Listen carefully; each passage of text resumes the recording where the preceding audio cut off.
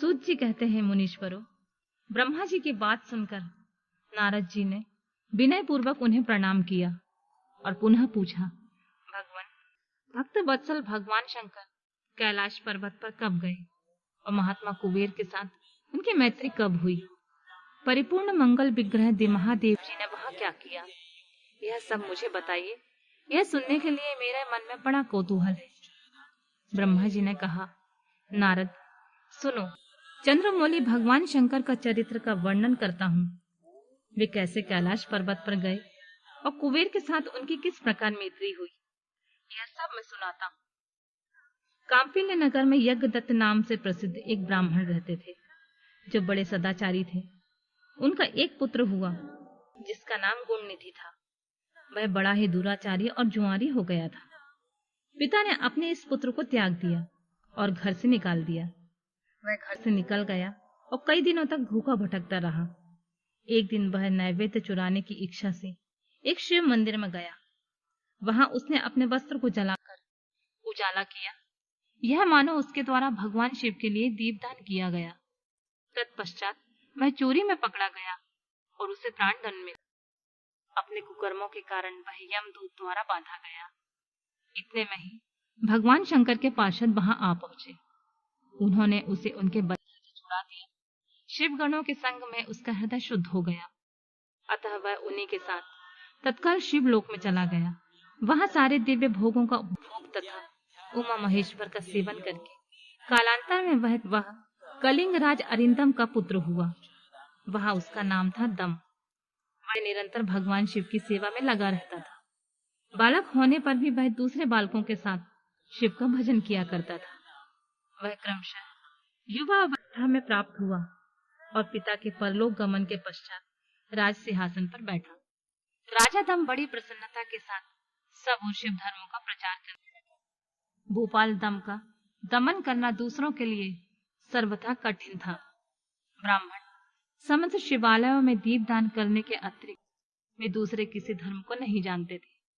उन्होंने अपने राज्य में रहने वाले समस्त ग्रामाध्यक्षों को बुलाकर यह आज्ञा दे दी कि शिव मंदिर में दीपदान करना सबके लिए अनिवार्य होगा। जिस जिस ग्रामाध्यक्ष के गांव में जितने शिवालय हैं, वहां वहां बिना कोई विचार किए सदा दीप जलाना चाहिए। आजीवन इसी धर्म का पालन करने के कारण राजा दम ने बहुत बड़ी धर्म संपत्ति का संचय कर लिया। फिर वे कालन धर्म के अधीन हो गए। दीपदान की वासना से युक्त होने के कारण उन्होंने शिवालय में बहुत से दीप जलवाए और उसके फल स्वरूप जन्मांतर से वे रत्नमय दीपों के प्रभा से आश्रय हो। दीपदान की वासना से युक्त होने के कारण उन्होंने शिवालयों में बहुत से दीप जलवाए और उसके फल स्वरूप जन्मांतर में रत्नमय दीपों की प्रभा के आश्रय हो अलकापुरी के स्वामी हुए। इस प्रकार भगवान शिव के लिए किया हुआ थोड़ा सा भी हवन या आराधन समयानुसार महान फल देता है। ऐसा जानकर उत्तम सुख की इच्छा रखने वाले लोगों को शिव का भजन अवश्य करना चाहिए। वह दीक्षित का पुत्र, जो सदा सब प्रकार के अधर्मों से रचा बचा रहता था, देवयोग से शिवालय में धन चुराने के लिए गया और उसने स्वार्थवश अपने कपड़े को दीपक की बत्ती बनाकर उसके प्रकाश से शिवलिंग के ऊपर अंधेरा दूर कर दिया। इन सत्कर्म के फलस्वरूप वह कलिंग देश का राजा हुआ और धर्म में उसका अनुराग हो गया। फिर दीप की वासना का उदय होने से शिवालय में दीप जलवाकर उसने यह दिक्पाल का पद पा लिया। मुनीश्वर, देखो तो सही, कहाँ उसका वह कर्म और कहाँ उसके दिक्पाल की पदवी, जिसका यह मानव धर्म प्राणी इस समय यहाँ उपभोग कर रहा है। यह तो उसके ऊपर शिव के संतुष्ट होने की बात बताई गई है। अब एक चित होकर यह सुनो कि किस प्रकार सदा के लिए उसकी भगवान शिव के साथ मित्रता हो गई। मैं इस प्रसंग का तुमसे वर्णन करता हूँ। नारद, पहले के पाते कल्प की बात है।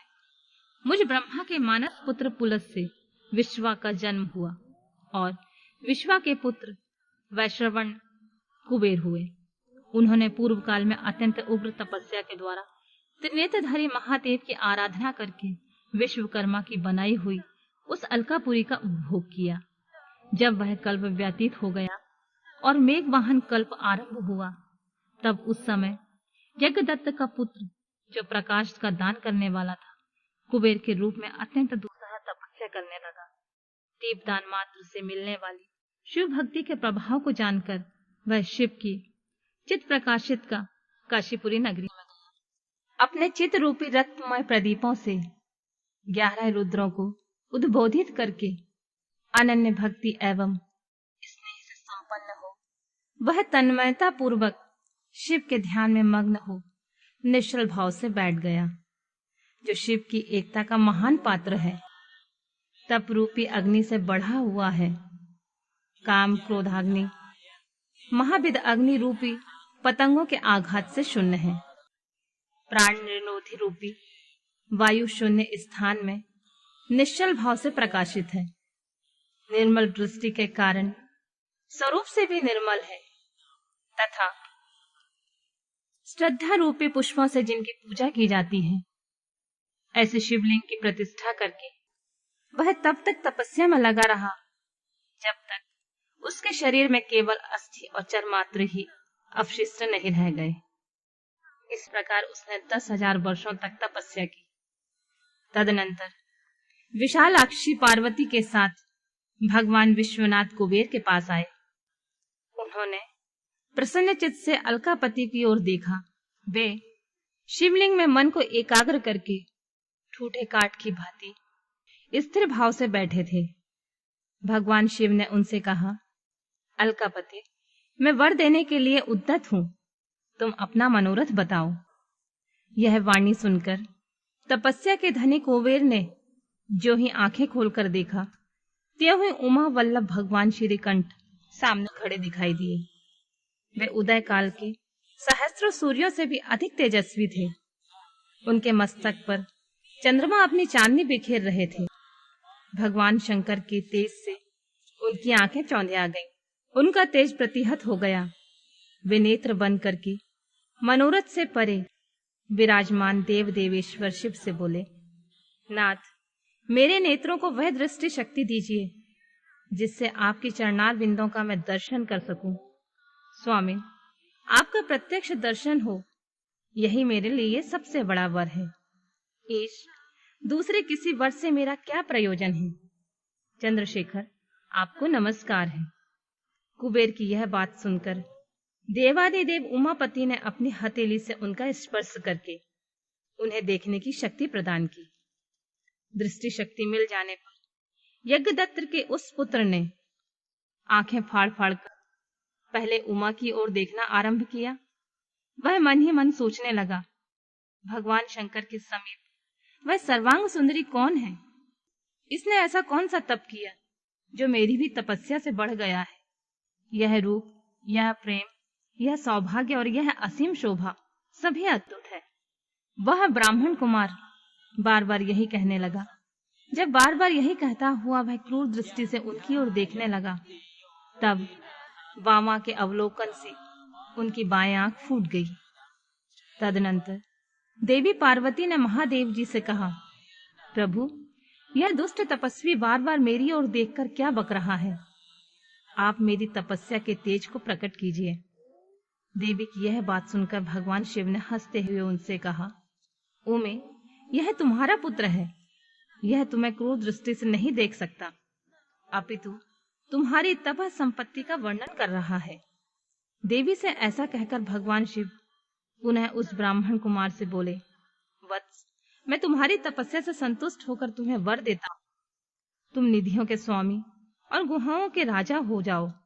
सुव्रत, यक्षों, किन्नरों और राजाओं के भी राजा होकर पुण्य जनों के पालक और सबके लिए धन के दाता बनो।